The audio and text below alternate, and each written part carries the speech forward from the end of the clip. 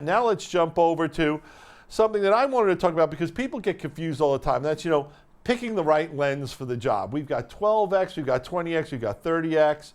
We've got different frame rates. Of course, we have connectivity. We have highlight, low light, where are you going to be? And then we have this whole new concept that we started talking about of PTZ cameras, and that's where we've done this on several shows. You take a big 4K image and you cut out little HD squares so you can actually virtually fly through the 4K complete larger image to create HD, movement and PTZ. So talk about something that you guys have on your website that I don't think anyone talks about enough, what we should, and that's your PTZ Zoom Calculator.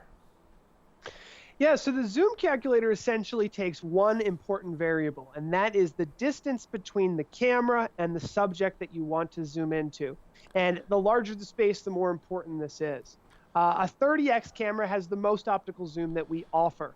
But something I wanted to mention, Gary, is that you can add digital zoom to all of our cameras and enable them to zoom in even further if you're using a 1080p camera with a 720p production, for example. And a lot of good lighting. Essentially, and you know what? There's a lot of great things about digital zoom that we could talk about, especially with 4K images, as you mentioned. Yep. But with a 30x camera, you can zoom in from 75 feet away and get a head and shoulders shot of a pastor in a large church. So 30x can get you between that 75 to 100 feet away from a scenario that is a normal space. Now, if you're in a smaller conference room or studio, as I'm in now, I'm not using any 30x's in this space, and I can zoom out and show you that. I'm using 12x cameras because I don't need to zoom in quite as much, and the trade-off is field of view. Exactly. So with a 12x camera, you can see more when you're fully zoomed out, but you can still zoom in to show product close-ups and do the engaging zooming that you mentioned. And then if you're like in that 50-foot range, that's where a 20x comes in so nicely. It's just general rules of thumb, but that's really cool. And I know you guys also have some other tools on your website that I don't want to go in depth too much, but you actually have a layout tool that people can play around with also, correct?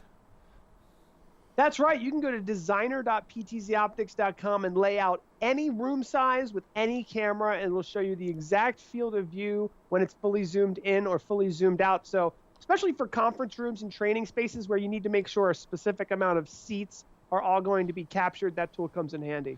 I think it's also nice, not every church has a huge room in it.